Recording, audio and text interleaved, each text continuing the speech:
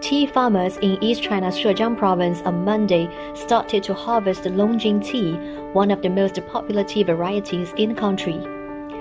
Longjing tea, also known as West Lake Dragon Wild tea, is a variety of green tea. As one of China's 10 most famous teas, it is characterized by its green color, delicate aroma, mellow taste, and beautiful shape.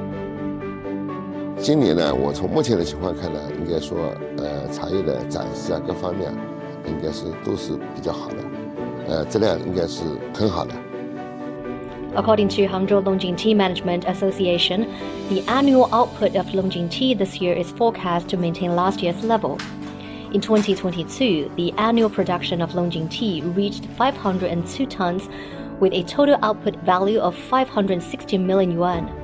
As orders for the tea continue to grow, tea farmers are expecting a good year ahead.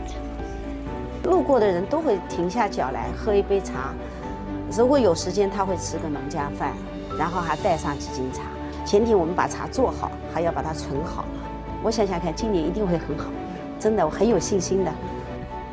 In November 2022, China's traditional tea making was inscribed on the Intangible Cultural Heritage list of the UNESCO.